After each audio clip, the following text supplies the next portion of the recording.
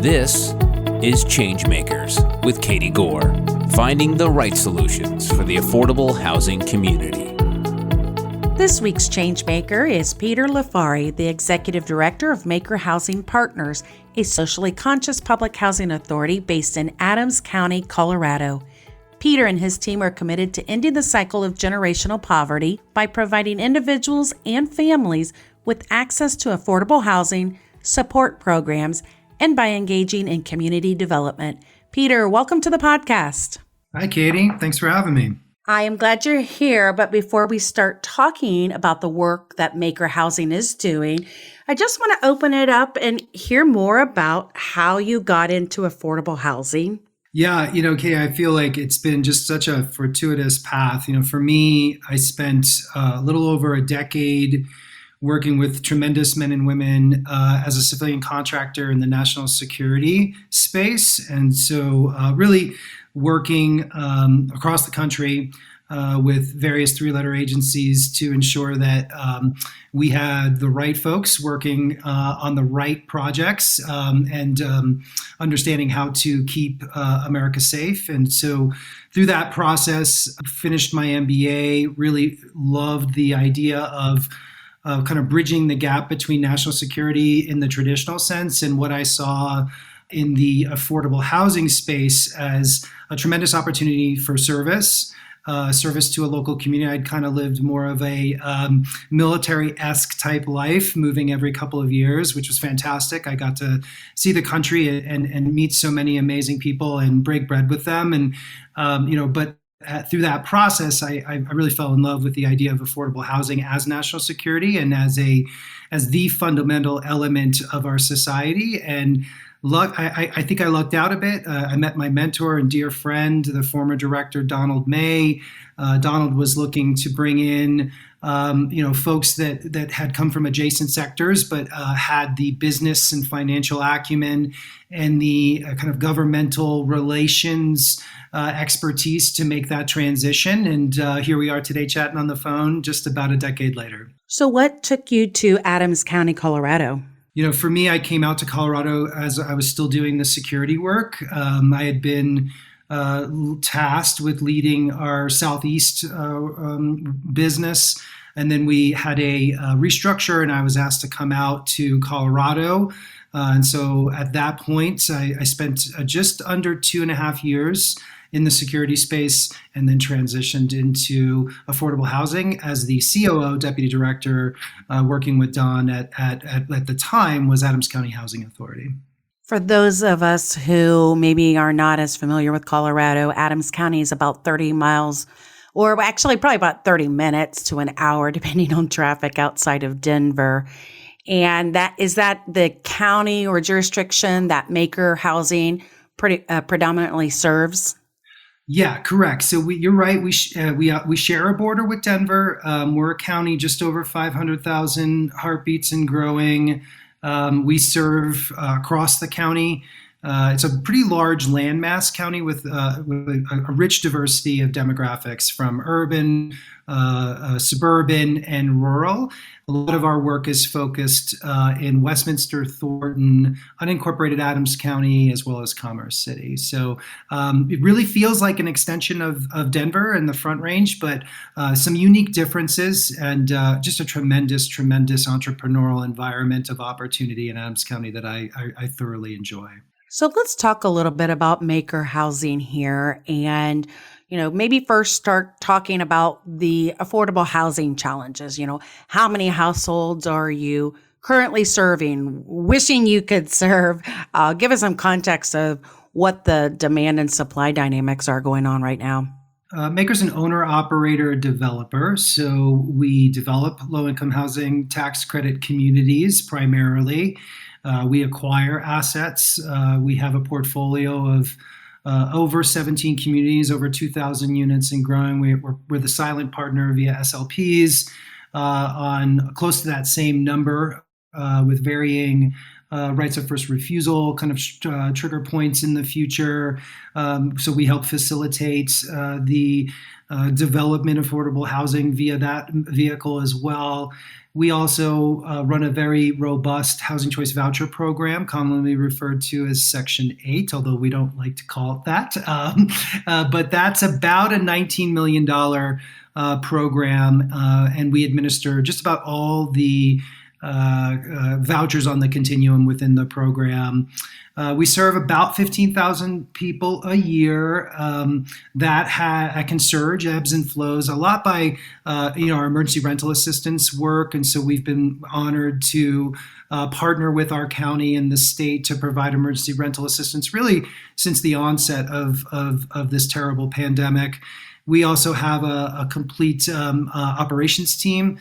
Although we do have a little bit of third-party management to support our growth of late, but we have a full, amazing shop of men and women who are community managers, assistant, leasing associates, we maintenance professionals. We also have a full accounting shop. So we really run as a real estate kind of business, but with an anchor institution, mission, and heart that is striving to become member-centered, member-governed, and members are how we refer to tenants and clients to move away from a transactional kind of methodology towards more of a partnership of love and power. You've got a lot here I want to dive deep on. And let's start with the point you just mentioned about emergency rental assistance, because there's a lot of stories about the challenges and really lack of distribution that has happened with that particular program. But you guys are definitely a success story. So tell us what you did differently. Yeah, partners, and real clarity of purpose and humility of admitting what we do well and what we don't. And so from the onset we had the value proposition internally in reference to administering support utilizing TANF, temporary assistance for needy families. We've also in the past administered foreclosure prevention back during the Great Recession. So we have a lot of institutional knowledge, which allowed us to be agile. But what I would say is that, a big time kudos to leadership within the county. So the Board of County Commissioners made I believe a very kind of savvy and smart decision at the onset of COVID-19 to stand up a COVID-19 emergency response recovery task force, of which there were a number of focus points, and one of them was housing. And the county commissioners and the county manager at the time reached out to me and asked if I would serve as the chair of the COVID-19 Housing Response and Recovery Task Force. And, of course I said yes. We really asked ourselves at that moment in time, if not us, who, if not now, when? Was there any other partner, was there any other entity within Adams County that could provide this service and be able to stand it up in the time period that our constituents required, and to move and try to mitigate what we quickly saw as the debilitating impacts of the essentially the shutting down of Main Street, right? And so we know, because we had been working in the space and passionate about the policy, that evictions are its own pandemic in our country, and we had been working internally leading up to the pandemic to do our best to mitigate evictions within Maiker, and then also advocate and attach with entities externally to try to address the system level dynamics of eviction within our jurisdiction and sphere of influence. And so and I'll also say, Katie, that we had done a ton of work on organizational health and culture and identifying why we exist, what's our purpose, what's most important, and where are we and where are we good and where are we perhaps challenged. And so we had done that heavy lifting of really identifying our core values. We call them core beliefs. And then translating those core beliefs. And this was an all organization effort over a couple of years, where we then distilled those values together into behaviors. And so those behaviors guide our actions, and they're really our true north. And so what that created was a real moment culturally within Maiker that allowed us to be very agile and pivot to add on to this work in a highly frenetic, risky, and scary moment. And so the stars aligned and we were able to engage. And what came out of the gate there was that because this was before the CARES Act, and we had the power of clarified and unified political leadership that then empowered the staff members of our localities and counties. There was real strong synergy and clarity of purpose and of the moment. And so having a county commissioner who's also my board chair, who's the extremely inspirational, and I just she's a mentor of mine as well, and Eva Henry, Commissioner Henry, was also each task force received a champion. And so from a project management methodology, we had the foundation for success. And so at that point, we really created the construct before there was any construct from Treasury or from state entities. And so we said, look, we engaged with experts from across the operating environment, externally, internally, through the task force. We had brought in the apartment association, folks from advocates, activists, real estate attorneys, the municipal, we had all of those when you do the stakeholder matrix of importance that don't generally come together and break bread consistently, but there was this shared moment of urgency driven by the pandemic that really broke down a lot of barriers. And so we were able to create a program and a set of policies and procedures that really suited the ability to meet the demographics of those most in need. So we served undocumented community members very quickly. We received a legal opinion that gave us the ability to move forward, and that drove credibility and interest and belief, right? That trust. And so to have that trust there and then move through what would become the operating environment of complexity, we were able to make decisions that I believe balanced those complexities to drive positive outcomes. And so then when we moved into CARES, we were able to quickly distill the requirements of that, which were very open and very trailblazing. So we were able to create what we called a bulk landlord application platform. We then shared that with the state of Colorado because we said to ourselves, well, we noticed wow, there's all these folks, all these tenants, all these members that are applying from the same community. And as landlords, we knew as Maiker, the power of our backup material, of all the information that we collect due to regulatory obligations that we could use to attempt to diminish the burden impacting applicants. And so we said, well, hey, can we bundle these things together? And then, we received support from the county. We moved forward and we had tremendous success there. And then we were able to share that with the state legislature here in Colorado through some policy work that we were invited to participate upon. And so we trailblazed a lot, but we wouldn't be able to trailblaze without the hearts and minds and talents of the stakeholder environment that got us to where we need to go. And then we had makers that have just worked tirelessly to administer the work and meet folks where they are and be a little bit of everything, right? Much like we talk about teachers these days, being therapists, being mentors, being inspiring, leaders, et cetera. And so, we were able to have staff be able to navigate the operating environment with great success. This is encouraging to hear because there's been a lot of struggles out there in the emergency rental platform. And it sounds like you guys were the right type of organization. You had the right type of operational insight, plus an existing leadership platform and political drive. And really, by the time the funding came along, you guys were already in launch and live mode.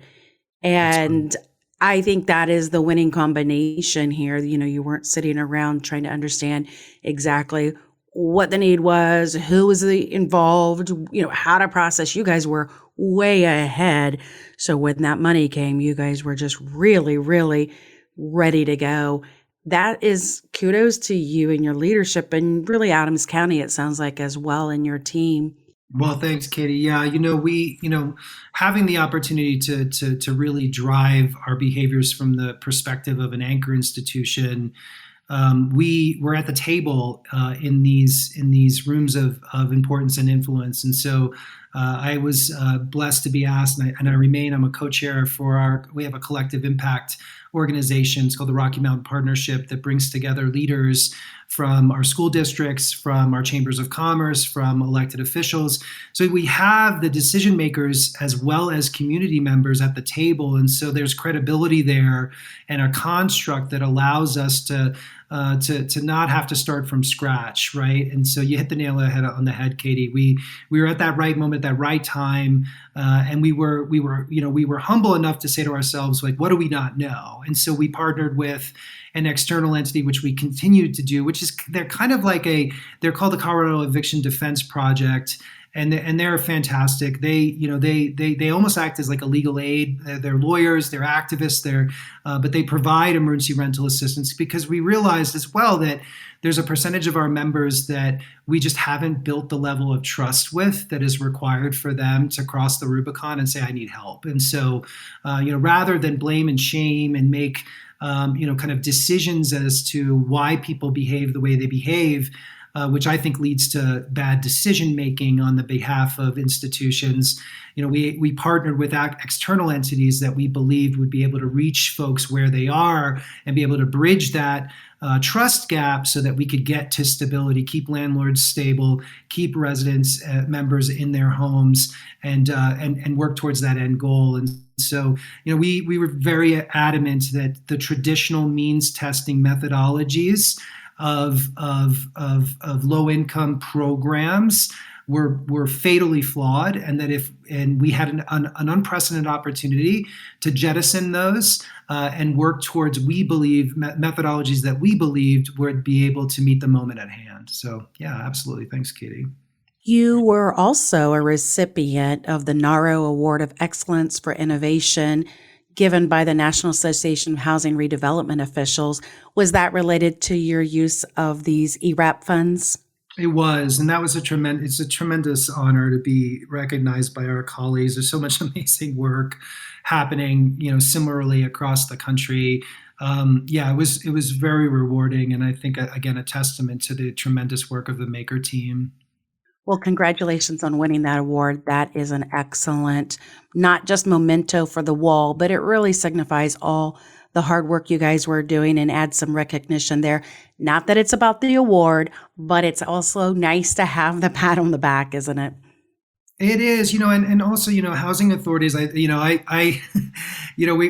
to, it kind of feels like we're the underdog, right? And like, hey, housing authorities don't, they shouldn't be developing, which, we could talk about, and, or, housing authorities, don't have the operational chops to do this.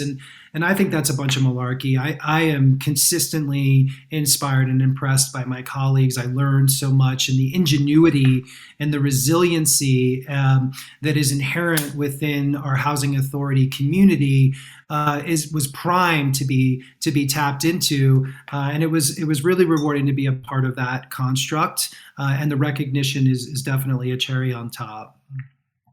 Well, I think that's a bunch of malarkey that's been copied and pasted from the 70s. So I agree with you as well on that.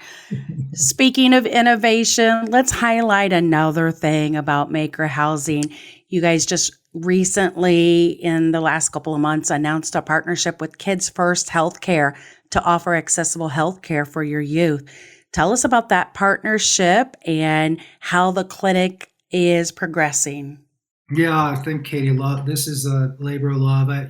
Again, I'll come back to the collective impact organization. So sitting on there, a colleague of mine, Whitney Connor-Gustin, CEO for Kids First, came to me, gosh, this is probably, late 2020, early 2021, and said, look, I'm really concerned that our kiddos in the community are not receiving their, kind of routine immunizations, their well care, and their family members, right, are concerned about this because traditionally, low income healthcare providers go through a place based methodology of delivery services through schools. And with the schools closed, we were very concerned about this. And so Whitney said, "Hey, what do you think, Peter? Is there an opportunity where we perhaps could come together and provide place-based services?" And we started bandying around this idea of pop-up clinics. And so, at the time, the way that the Kids First and others like them are remunerated is through Medicaid. And so we had to do some work. We engaged one of our House representatives who's a champion of housing and healthcare, Representative Shannon Bird. And we said, "Hey, Shannon, we think we might need a legislative fix for this." And Shannon said, "Well, let's evaluate this." So we reached out to the appropriate agency here in Colorado, and I'll save everybody the acronym, but it's HICPUF. But if you want to look that up, but basically what we found out was, no, we don't need any sort of legislative fix here. There is a way that the providers can be paid to see individuals, and there will be no out of pocket for Maiker community members. And so that took a couple months, but we were able to move through that. And then once we got the green light, we started to do our due diligence, business modeling, etc. And the clinic's doing well. It's every Friday. We've got multiple families come down and attend the clinic. We also have expanded to folks in the broader community. And we believe, Katie, that because of the success of the program and the synergies of co-location, that we applied for, the county again took a significant portion of their American Rescue Plan Act funds and dedicated it towards housing and wraparound services. And so we're working, and Kids First, we helped partner with them to author a grant to our county. And we just received notice a couple weeks back that they received funding to do the tenant improvements for some new commercial space that we have at one of our LIHTC communities. And so we're working through that. We have to do a little bit of fundraising to get the last mile completed, but we're highly confident that we're going to have a permanent second clinic for Kids First located at the Maiker community there in South Westminster, and as a model for us to replicate, because we've been doing, again, like many affordable housing developers across the country, we've been having hoteling space and shared spaces as part of our traditional amenity suite programming. And this is just the kind of maturation of that methodology coming to fruition.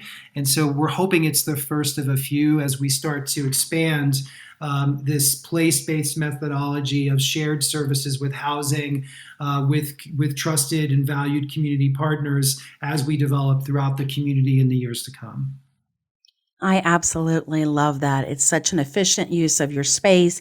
It's such a value added for, your members. It is a great community integration. So lots of wins that you guys have there. Oh, yeah. The whole Kids First team is just transcended. It's and we've realized, right, like the barriers are so intense, for folks because transportation costs are skyrocketing.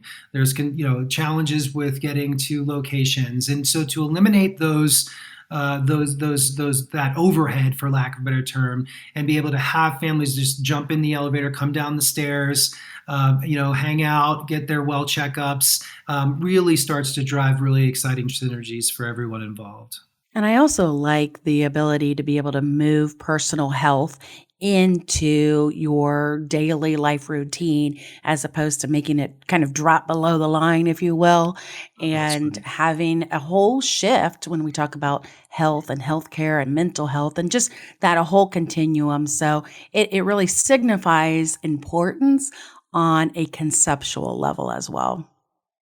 I totally agree.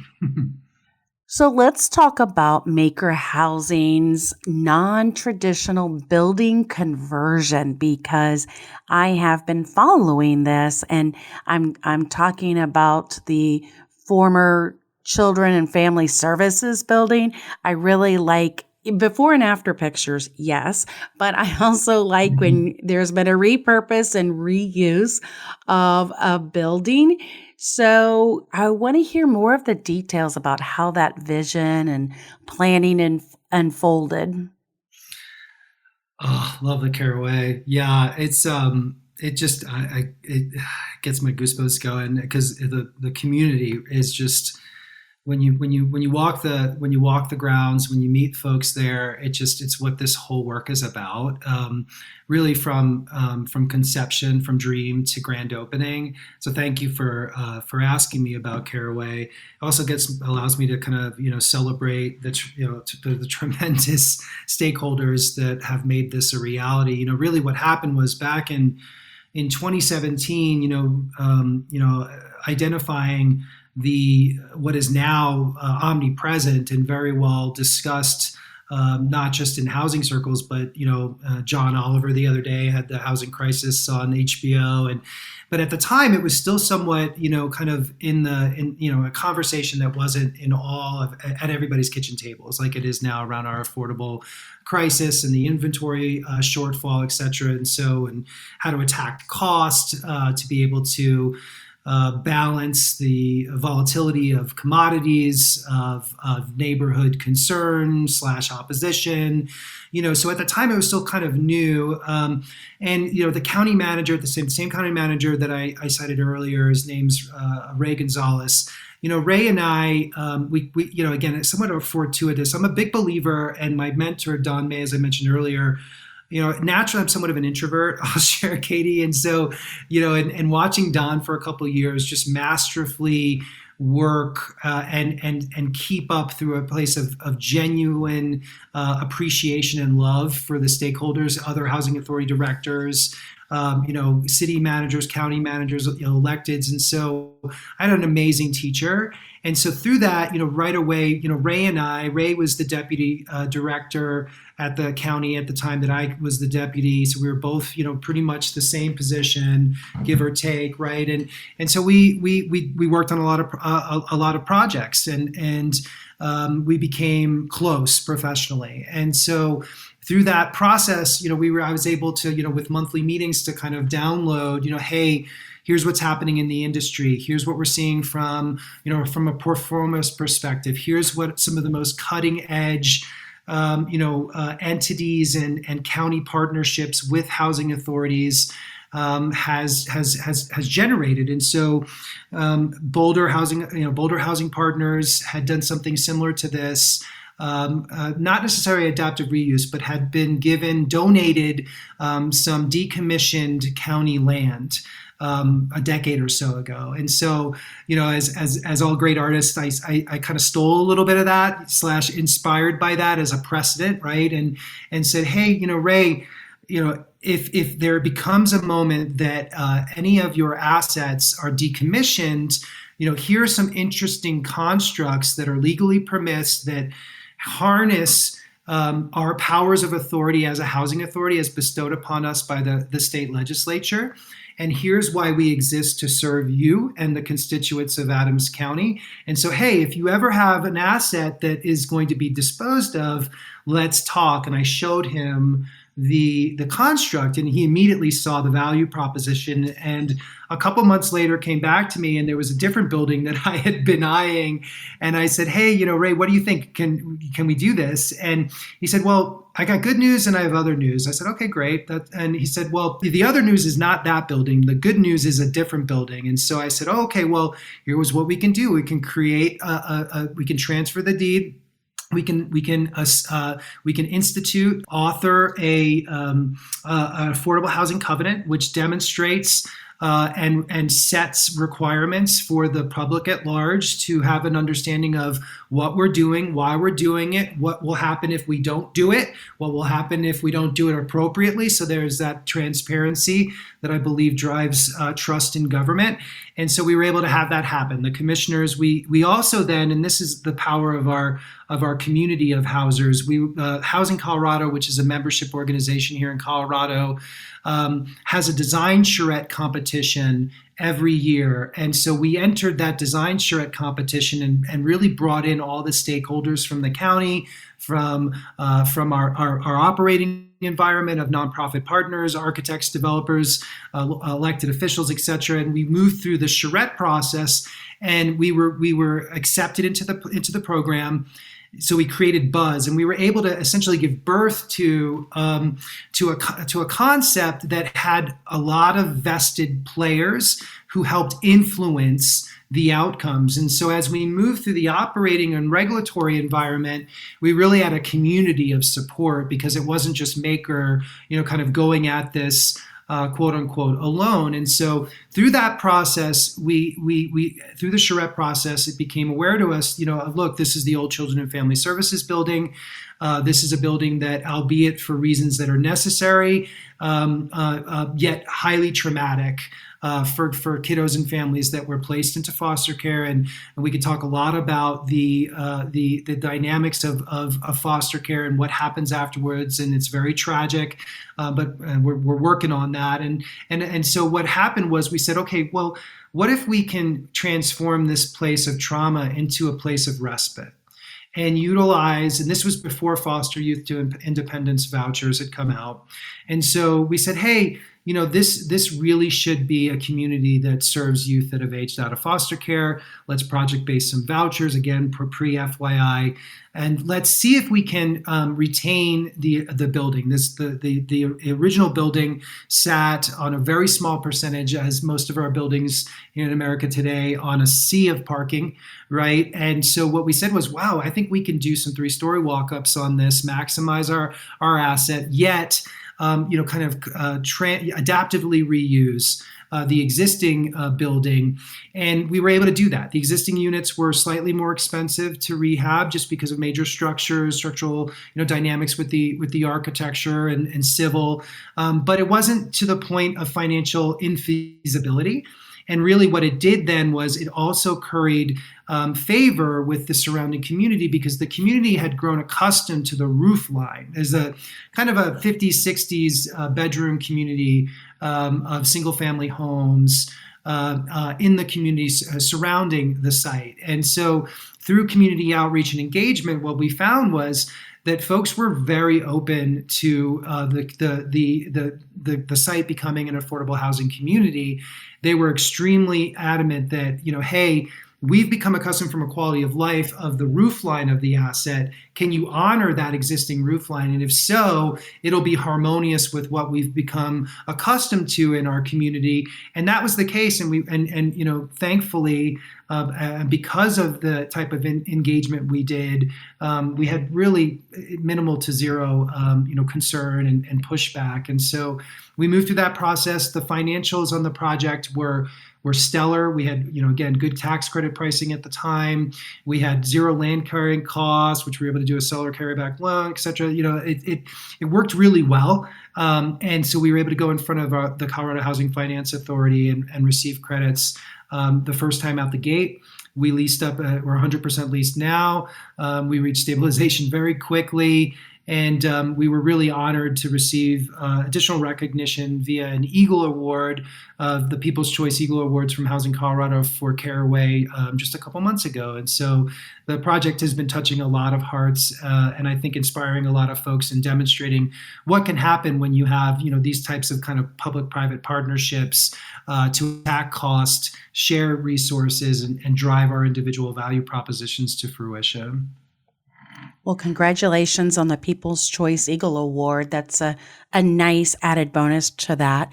And I have a question on the journey from trauma to respite. This is maybe a more symbolic point to make here, but I noticed that you highlighted on your LinkedIn page the beautiful mural that was created on the site of the Caraway building.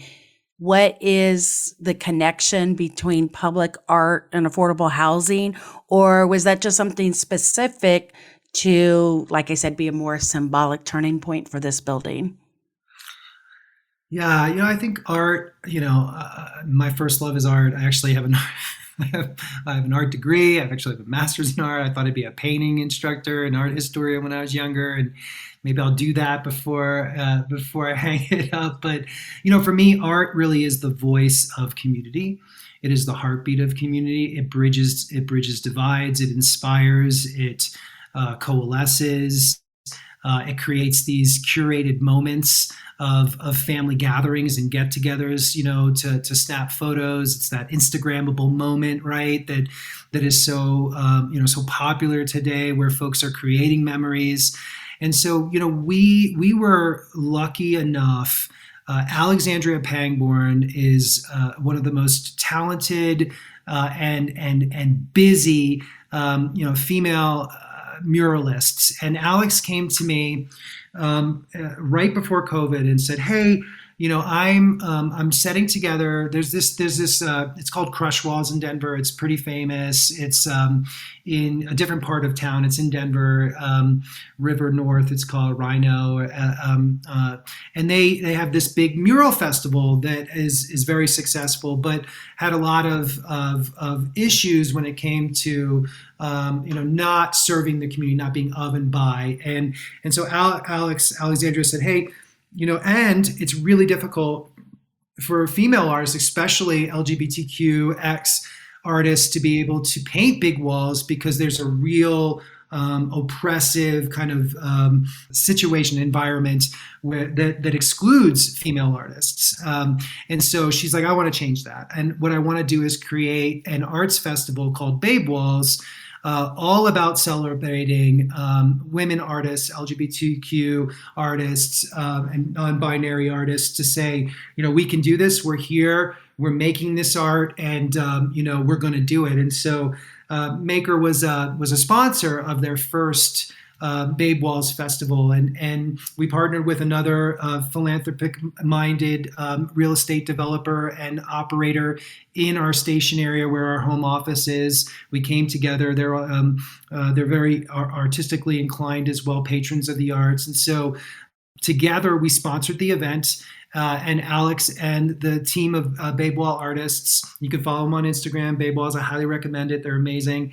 And so through that process, it was really inspiring, because to see the community come out, participate, get to hang out with the artists, get to learn a little bit about, how to create murals, how they put the art and the drawings up on the wall, very, very community embedded and engaged. And I was really inspired. And as the community saw the work going up, and then as it's been up, they said, you know what, we didn't think we were allowed to have these types of things. We didn't think that, beautiful art was within our grasp, that we could live amongst such, transcendent works of art. It makes us feel as important, as special as we know we are, and as our hearts dictate, right? And so we said, wow, this is really cool. Let's ask Alexandria and the team to do a new mural for Caraway, inspired by the concept of Caraway, the concept of the community, and Alexandria is a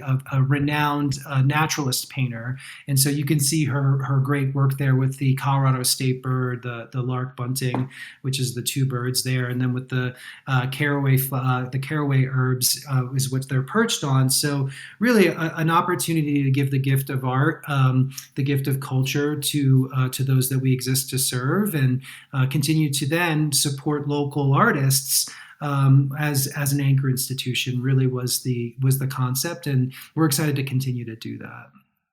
What a fantastic addition for that building, and just, a real renaissance moment for the artists, the area, just the reuse.